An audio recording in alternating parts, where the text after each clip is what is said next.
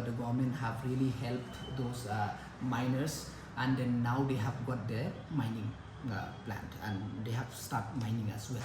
But at the same time, now we realize that, as you all know, that the area in our region, we have small scale miners, so it's very difficult to have that area which they are asking now.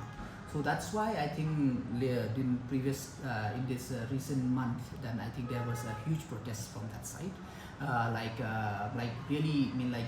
asking the government that to go for this small scale miners. So I think last time also they have before going to Delhi, they have done some kind of study and some presentation was given. So after that, then they went to Delhi.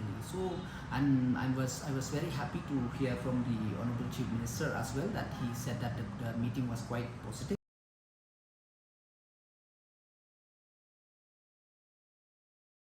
with the present technology.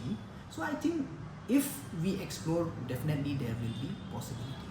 The government have really helped those miners, and then now they have got their mining plant and they have start mining as well. But at the same time, now we realize that, as you all know, that the area in our region, we have small scale miners, so it's very difficult to have that area which they are asking now. So that's why I think in this recent month, then I think there was a huge protest from that side,